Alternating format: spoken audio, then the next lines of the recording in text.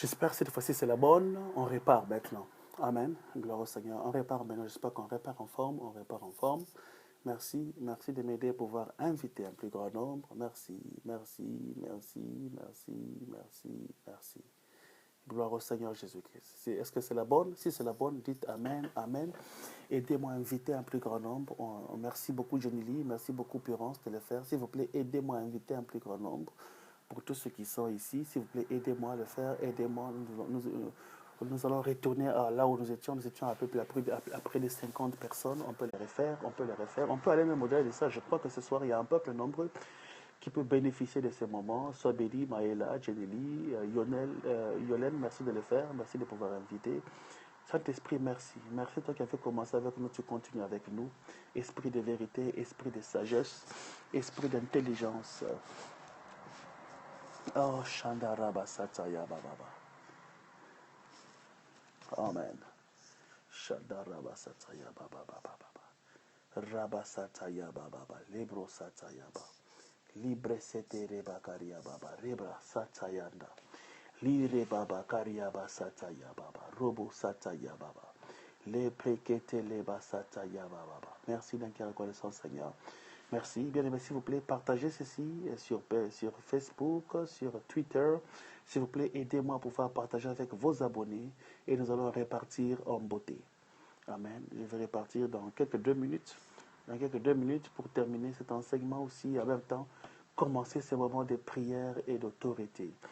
Parce que nous croyons que ce soir, nous allons triompher par la puissance du nom de Jésus-Christ. Ce n'est ni par la force, ni par la puissance, c'est par mon esprit, dit l'Éternel. Oh, gloire au Seigneur. Merci beaucoup, ma fille Jennifer, de le faire. Merci beaucoup, tu es bénie abondamment. Merci. Faveur, 1995. Merci beaucoup d'inviter 37 personnes. Waouh, merci beaucoup, Faveur. Ma soeur Rose, tu es bénie. Merci. Madly, 971.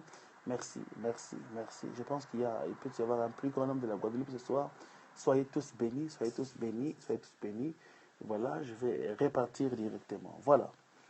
Je disais que pendant qu'Israël était accablé de travaux forcés, même leurs parents devenaient forcés parce que juste le diable voulait les empêcher de concevoir. Je veux dire à une personne ce soir, ta postérité écrasera la tête du serpent. Amen.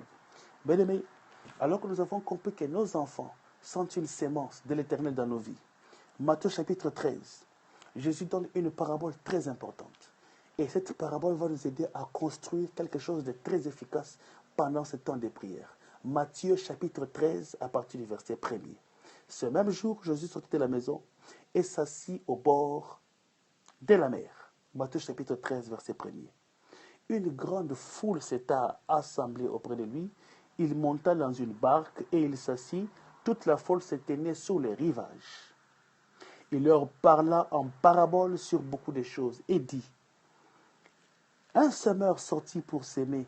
Quand il s'aimait, une partie de la sémence tomba le long du chemin. Les oiseaux vinrent et la mangèrent. Ici, c'est la parabole du semeur. C'est une parabole que nous connaissons tous.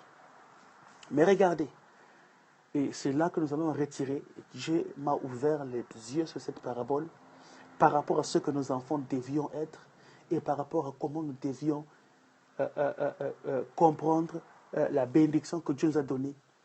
Et c'est très important. Si tu n'as pas encore des enfants, ne me dis pas que non, prophète, tu parles comme ça, homme de Dieu, tu parles comme ça, mais je n'ai pas des enfants, ça ne me concerne pas, je vais aller dormir. Bien-aimé, à moins que tu ne veuilles pas des enfants, mais tu auras des enfants. Et je prie que tu aies des enfants et tu auras une postérité. Tu auras non seulement des enfants, mais les enfants des enfants, les enfants des enfants des enfants des enfants. Donc tu es dans l'obligation d'écouter et de suivre ce message parce que cela t'aidera pour un avenir glorieux. Amen. Amen. Si toi tu refuses de me payer un jour, de me bénir un jour, tes enfants se souviendront de ce message et ils me béniront même à ta place. Gloire au Seigneur. Amen. Ici, je parle d'une parabole. Et dans cette parabole, il démontre 4 vérités par rapport à la sémence. Il y avait une bonne sémence, mais qui est tombée sur 4 sols différents, sur 4 terres différentes. Tapez avec moi: semeur, la sémence et la terre. la sémence et le sol. Et quand vous regardez très bien, amen, quand vous regardez très bien, la première chose, il dit sorti pour s'aimer, une partie de la sémence tomba le long du chemin.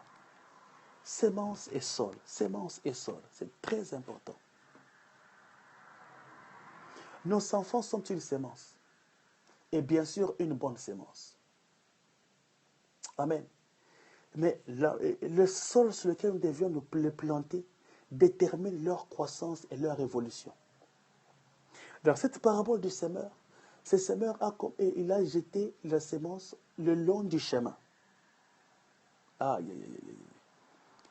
Le long du chemin. La croissance d'une sémence dépend de son sol et des conditions climatiques et de la tension et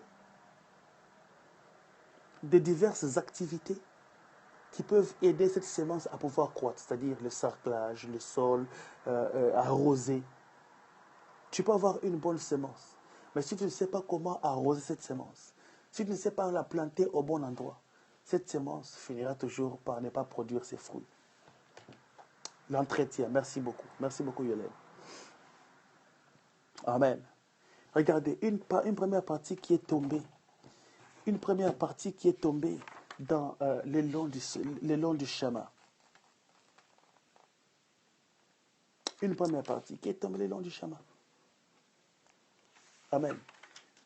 Et c'est cette sorte d'enfant, cette sorte de sémence que nous jetons le long du chemin. Il y a parfois, dans notre façon de procéder, dans notre façon d'agir, dans notre façon de pouvoir faire les choses, il arrive que nous puissions déposer nos enfants le long du chemin, pas dans le long du chemin. Et cette sémence, ça veut dire, les oiseaux vinrent et la mangèrent. Mais tu dois comprendre une chose. Quand tu as des enfants, il ne faut pas les planter dans n'importe quel environnement. Ah, dis avec moi environnement. Tape avec moi environnement. Tape avec moi environnement. Écoutez-moi très bien. Tape avec moi environnement. Dis avec moi environnement. Ah, je parle à une personne, s'il vous plaît.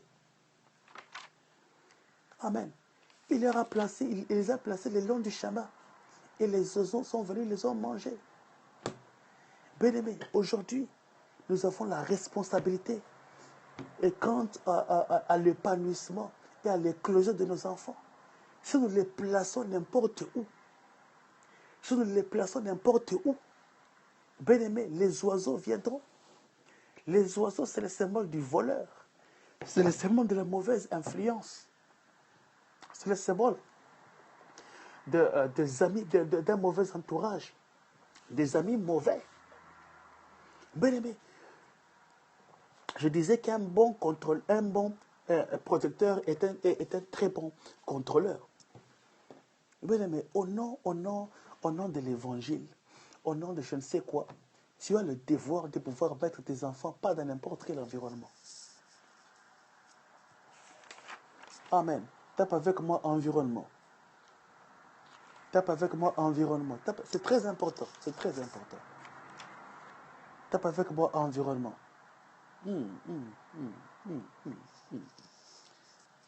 Contrôler, c'est protéger et encadrer. Merci beaucoup. Et l'environnement a une grande importance. Regardez le long du chemin. Ça veut dire une attitude sans... en anglais, on appelle ça a careless attitude. C'est-à-dire que tu les laisses le long du chemin, juste à un endroit, tu les abandonnes à leur propre sort. Il y a des enfants qui sont abandonnés à leur propre sort. Aujourd'hui, avec l'éclosion de ce qu'on appelle les réseaux sociaux, tu vois la maman passer trop le temps, les parents trop passer le temps sur les réseaux sociaux, au téléphone, en train de parler avec les gens. Les enfants sont avec leurs jeux dans la chambre, ils regardent leurs films. Et dans ces films-là, ils sont en train d'apprendre des histoires bizarres. Ils apprennent l'agressivité. Oh, merci Seigneur. Ils apprennent l'agressivité. Regardez, ils sont sur l'Internet. Tout ce qu'ils regardent n'est pas contrôlé. Voilà, ils tombent sur des sites où ils apprennent même des choses qu'ils ne peuvent pas apprendre. Ils sont sur Snapchat où leurs amis partagent des vidéos qui ne sont pas bien. Parce que les parents n'ont pas la capacité de pouvoir s'imposer, de pouvoir contrôler leurs enfants. Ils sont jetés le long du chemin. Le long du chemin, c'est-à-dire abandonnés au monde. Et qu'est-ce qui se passe? Ils deviennent esclaves des systèmes de ce monde. Ces enfants sont imprégnés plus par les valeurs de ce monde. Ils sont épargnés par les, ils sont imprégnés des soucis du siècle présent. Amen. Amen. Amen. Et c'est l'un des plus grands défis qu'on a aujourd'hui. Cette parabole de sémence. Remplace la sémence par ton enfant. Quand un enfant est jeté le long du chemin, qu'est-ce qui se passe? Les oiseaux, tout le monde vient pour détruire. Tout le monde. La télévision, les oiseaux, c'est la télévision. Les oiseaux, c'est l'Internet. Les oiseaux, c'est toutes sortes de livres. Et je suivais le témoignage d'un enfant qui est entré dans les gangs à partir de 13 ans. C'était le fils d'un pasteur, je vous dis la vérité. Aujourd'hui, cet enfant est converti au Seigneur et il sert le Seigneur à côté de son père. Ce n'est pas une histoire, c'est des gens que je fréquente, que je connais. Cet enfant a acheté son premier fusil pistolet à l'âge de 13 ans. Il les gardait à la maison. Son père ne le savait pas. Un jour, je vais le prendre sur Facebook, sur mon périscope, il va témoigner pour bénir les enfants, pour bénir les jeunes. Je vais prendre ces jeunes-là. Il avait acheté son fusil à l'âge de 13 ans, pistolet. Il commençait à fréquenter les gangs de drogue, tout ça. À 15 ans, il avait à peu près 20 000 livres sterling, ce qui fait à peu près 30 000 euros, ou 28 000 euros, 30 000 euros, disons, enfouis dans son armoire dans la chambre. Son père ne savait pas. Il avait sa marchandise de drogue dans sa chambre, à l'âge de 15 ans. Son père était trop occupé à aller prêcher dans les nations. Trop occupé à aller chasser les démons à l'extérieur, ne sachant pas qu'il y avait des démons dans sa maison. Bien aimé, c'est des choses auxquelles nous devons veiller. Et cet enfant a témoigné comment est-ce que le Seigneur a pu les récupérer. Aujourd'hui, c'est un prédicateur de l'évangile. Il prêche l'évangile, il gagne les jeunes ici dans le Seigneur. Je ferai une réunion spéciale. Il donnera son témoignage sur Periscope. Il parle l'anglais, mais je vais l'interpréter en français pour ceux qui ne comprennent pas l'anglais. Amen.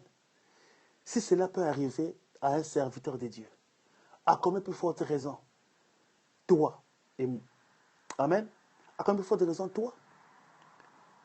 Amen. Toi qui pars au travail jour et nuit, tu penses qu'aux factures, tu as plus que de factures à pouvoir prendre soin dans ta maison.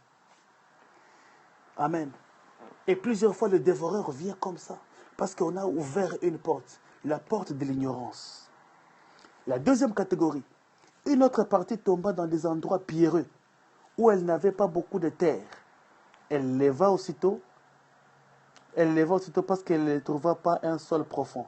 Mais quand le soleil parut, elle fut brûlée et sécha faute des racines.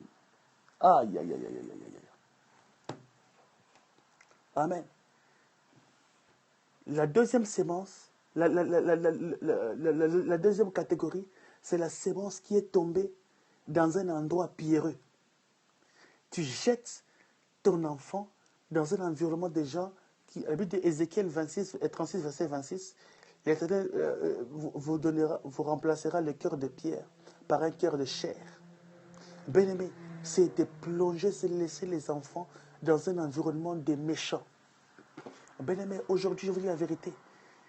Nos écoles où nous envoyons nos enfants sont un endroit d'instruction. Mais parfois aussi, aujourd'hui, deviennent des endroits de destruction. Je rappelle encore qu'il y a quelques semaines, je regardais le journal comment c'était une enseignante de 17 ans. Une enseignante sortait avec son élève de 17 une enseignante sortait avec son élève de 17 ans. Vous pouvez imaginer ça? Tu as ton jeune garçon, tu as ton fils de 17 ans qui part à l'école et il devient le copain de son enseignante, le copain de sa maîtresse, le copain de son professeur. Amen. Les endroits pierreux. Bien-aimé, tu dois faire attention. Chaque fois que tu jettes ta sémence, les enfants sont une sémence. Prends les bonnes habitudes de pouvoir prier pour tes enfants. Quand tu les envoies à l'école, Bien-aimé, le dévoreur de la récolte est là. Il veut dévorer tout le travail que tu fais. Il veut dévorer, il veut prendre gloire. Il veut détruire l'éducation de tes enfants. Il veut détruire leur épanouissement. Mais ce soir, nous allons triompher dans le nom puissant de Jésus-Christ. Mais ce soir, nous allons prier et la gloire va descendre. Je vais aller rapidement parce que je sens qu'on doit commencer à prier. Amen. Amen. Amen. La Bible dit dans Isaïe chapitre 8, verset 18, moi et les enfants que Dieu m'a donnés, nous sommes des signes et des présages en Israël. Amen. La Bible dit dans Proverbe 20, verset 11, l'enfant laisse déjà voir par sa conduite, par ses actions, sa conduite sera pure et droite. Amen. Amen. Maintenant tu me diras, homme de Dieu, comment empêcher l'ennemi de détruire notre sémence? Parce que regardez, la Bible dit il y a une troisième, je vais continuer par une troisième sémence, une troisième partie. Elle tomba parmi les épines. Les épines montèrent et l'étouffèrent. Amen. La troisième catégorie, ce sont les épines. Les épines qui étouffent l'enfant. Bien-aimé, tu dois épargner l'enfant de toute relation toxique, de tout endroit toxique qui peut étouffer sa destinée. Il y a des amis que lorsqu'ils sont avec tes enfants, ils peuvent étouffer leur destinée. Ils peuvent juste étouffer et empêcher leur manifestation. Et il est important. Et la quatrième catégorie, c'est la bonne terre. Et lorsqu'elle te met la bonne terre, elle a produit du fruit. Bien-aimé, tu dois découvrir la bonne terre pour tes enfants. Ton enfant est une sémence. Ne le plante pas dans n'importe quel endroit. Ne l'amène pas dans n'importe quelle église. Ah, c'est très important. Ne l'amène pas dans n'importe quelle fête. Ne l'amène pas dans n'importe où. Manger n'importe où. Ah, je vous dis la vérité. Ça n'a rien à voir avec être trop spirituel. C'est être trop strict. Amen. Parce qu'il dit dans Proverbe 22, verset 6. Instruis l'enfant selon la voie qu'il doit suivre. Lorsqu'il sera grand, il ne s'en détournera pas. Mais tu me diras maintenant, homme de Dieu, comment empêcher l'ennemi de détruire notre sémence? Amen. Comment m'empêcher? Romains 3, verset 23, il dit, car tous ont péché et sont privés de la gloire de Dieu. Regardez, l'enfant quand il naît déjà dans la nature pécheresse. Je vous dis, l'enfant quand il naît, tout enfant, quand il naît, il est déjà dans la nature corrompue, la nature pécheresse corrompue de nos grands-parents Adam et Ève. Là, il naît dans la condamnation adamique. C'est pourtant, tu verras, un enfant qui est jeune, tu lui dis, tu as fait ça, il dit, non, je n'ai pas fait. Il commence à mentir automatiquement. Parce qu'il y a comme une autoprogrammation du péché en lui. Il vit, il est conçu dans les péchés, dans la programmation du péché. Amen. Et cet enfant a besoin de la grâce de Dieu. Tu dois savoir que cet enfant a besoin de la grâce de Dieu. Écoutez-moi très bien. Ton enfant n'est pas né chrétien parce que tu es chrétienne. Ah non, non, non, non, non, non, non, non, non, non, non, non, non, non, non. On doit très bien se comprendre. Ton enfant n'est pas né chrétien parce que tu es chrétien. Ton enfant naît dans la condamnation adamique. Ce n'est que lorsqu'il a l'âge de la décision. Alléluia. C'est pourquoi je décourage beaucoup de gens de ne pas donner des baptêmes à leurs enfants quand ils ne sont pas encore grandis. Ce n'est qu'un petit bain. Ce n'est pas un baptême en fait. Donc, lorsqu'il reçoit Jésus-Christ dans sa vie, c'est à ce moment-là que cet enfant prend la décision et devient un membre, un citoyen du ciel. Amen. Amen. Mais regardez, qu'est-ce qui s'est passé avec Job? Job, chapitre 1, versets 1 à 5. Job avait compris que ses enfants étaient nés conçus dans les péchés. Job, chapitre 1, versets 1 à 5. Job, chapitre 1er. À partir du verset 1er à 5. Suivez-moi, on est en train de conclure ces messages avant de commencer à prier. On va prier avec puissance. Regardez. Job possédait des 1000 brebis, 3000 chameaux, etc. Ses fils allaient les uns chez les autres et donnaient tour à tour un festin. Ils invitaient leurs 3 sœurs à manger et à boire avec eux. Regardez, ces enfants, les enfants de Job, aimaient trop les fêtes. Ils aimaient trop la vie. Vous savez, ce sont des enfants d'un homme riche et ils doivent fêter, ils doivent célébrer leur richesse. Ils doivent manifester leur jeunesse. Il y a certaines choses que tu ne peux pas les empêcher. Il y a certaines choses que tu ne peux pas les empêcher. Mais regardez ce que Job faisait. Verset 5. Quand le jour des festins était passé, Job appelait et sanctifiait ses fils. Puis il s'élevait de bon matin et offrait pour chacun d'eux un holocauste, car il disait, peut-être mes fils ont-ils péché, ont-ils offensé Dieu dans leur cœur. C'est ainsi que Job avait coutume d'agir. Regardez, Job offrait des sacrifices pour ses enfants. Il dit, Seigneur, je comprends que... Il savait que ses enfants étaient conçus dans cette nature pécheresse. Il dit, peut-être qu'ils ont péché. Peut-être même pas. Mais il faisait des sacrifices au cas où. Il priait pour ses enfants. Il offrait des sacrifices. Bien aimé, il n'y a pas mieux qu'un parent qui sait offrir des sacrifices de prière à ses enfants. C'est très important. C'est très important. Bien aimé, tu peux faire tout ce que tu peux faire. Mais en tant que parent, le plus beau cadeau que tu peux offrir à tes enfants, c'est de pouvoir faire comme Job. Prier pour eux. Prier pour eux. Il y a un moment où ta discipline n'aura pas de l'espace. Il y aura un moment où ta discipline ne saura pas les convaincre. Il n'y a que Dieu pour les convaincre. Ah oui, il n'y a que Dieu pour les convaincre. C'est pourquoi il est très important que tu puisses déjà investir les valeurs chrétiennes, les valeurs bibliques à nos enfants. Proverbe 22, verset 6. La Bible dit dans Proverbe 22, verset 6, je vais le lire pour vous.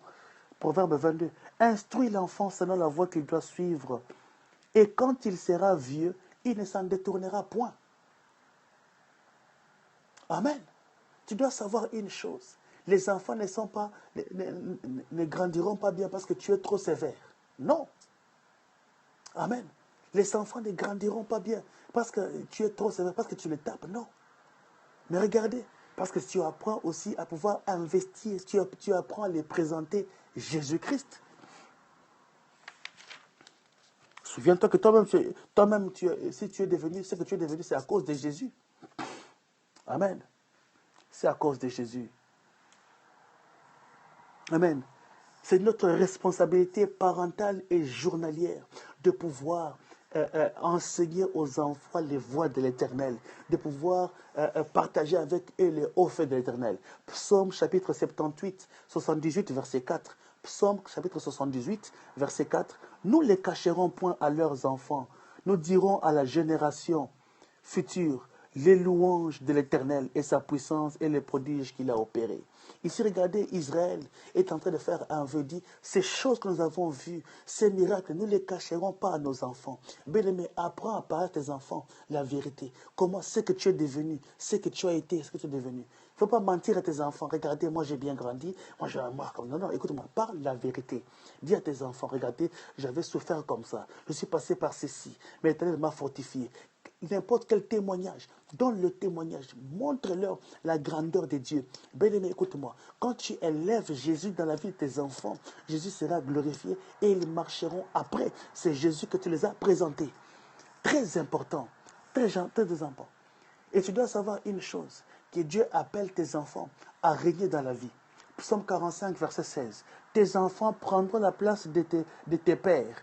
Et tu les établiras princes dans tous les pays. Écoute-moi très bien, tu es appelé à comprendre que tu es en train de gérer, tu es en train de préparer une génération prochaine de ceux qui sont destinés à régner dans le pays.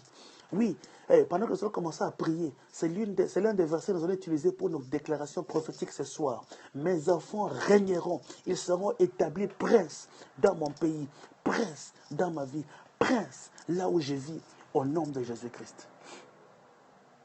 Amen. Amen. Amen.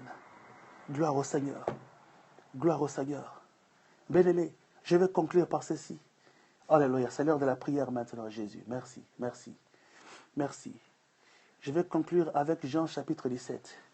Yende baba ya baba ba. Yende baba baba baba. Yende reba sata yaba. Shanda raba sata yaba. Bien-aimé, écoutez-moi. Jean chapitre 17, c'est la prière que Jésus-Christ est en train de faire. Après avoir vécu avec les apôtres, après avoir été avec les disciples, il est en train de se retourner au Père. Il est en train de pouvoir faire une prière sur ses enfants. Amen. Et Jean 17, c'est le chapitre que tout parent doit lire. Dieu a ouvert les yeux de mon esprit par rapport à ce passage, bien-aimé. Et bien-aimé, ce livre qui va paraître sera un livre très puissant. Amen. Et remplace toutes les fois où Jésus-Christ est en train de parler au Père par toi et les disciples, les apôtres, par tes enfants. Tout parent doit être en même de faire cette récitation, de lire cette écriture. La première chose, la Bible dit, au verset 1 à 2, il dit, Jésus s'éleva les yeux au ciel, l'heure est venue, glorifie ton Fils afin que ton Fils te glorifie, selon que tu lui as donné pouvoir sur toute chair, afin qu'il accorde la vie éternelle à tous ceux que tu as accordés. Bien-aimé, écoutez-moi très bien. En tant que parent, Jésus-Christ était conscient du pouvoir qu'il avait reçu. Bien-aimé, tu dois être conscient du pouvoir que tu as reçu. En tant que parent, tu es géniteur d'une vie. Tu as le pouvoir sur une vie. Tu as le pouvoir de bénir. Regardez, dans les temps anciens, dans les temps bibliques, les parents bénissaient leurs enfants. On voit comment Jacob était en train de bénir ses enfants. Jacob a appelé les enfants un par un, il commença à les bénir. Parce qu'il était investi d'un pouvoir. En tant qu'un parent, Dieu t'a investi d'une autorité pour bénir, d'un pouvoir. Il t'a donné ce pouvoir. Tu dois savoir comment l'utiliser. Mais plusieurs d'entre nous, nous utilisons notre autorité en mal. Seulement pour insulter les enfants. Et tu blagues avec moi, je vais te maudire. Écoute-moi très bien. Tu n'as pas seulement le pouvoir de maudire les enfants. Tu n'es pas seulement un prophète des malheurs. Mais tu as un pouvoir pour savoir prononcer la bénédiction sur tes enfants. Dieu t'a donné ce pouvoir de pouvoir déterminer la réussite de tes enfants.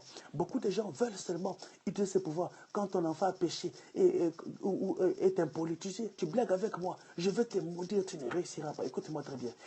Tu as plus que ça. Tu as le pouvoir de pouvoir rectifier, de pouvoir amender, de pouvoir proclamer sur la vie de tes enfants pour qu'ils puissent réussir. Alléluia. Au verset 3, Shendere Baba, il dit, or la vie éternelle, c'est qu'ils te connaissent, toi seul, vrai Dieu, et toi seul, et Jésus, qu'est-ce qu'il m'a envoyé? La meilleure des choses que tu peux investir dans tes enfants, selon ces versets, ce ne sont pas les habits, ce ne sont pas les nous sommes en train de prier maintenant. Dis Seigneur, merci, parce que je m'investis à pouvoir investir la vie éternelle dans mes enfants. Nous avons commencé déjà à prier. Nous allons prier avec Jean 17. Nous avons déjà commencé à prier. Dis Seigneur, le verset 3 dit, or la vie éternelle, c'est qu'ils te connaissent, toi, le seul vrai Dieu. Je dis, au nom de Jésus-Christ, je m'investis à pouvoir enseigner mes enfants le chemin, mes enfants, le chemin de la vie éternelle. Au nom de Jésus, au nom de Jésus, au nom de Jésus, au nom de Jésus, au nom de Jésus. Bien-aimé, au nom de Jésus, au nom de Jésus. Alléluia. Je vais encore couper ce scope pour entrer dans la prière. S'il vous plaît, restez avec moi au nom de Jésus.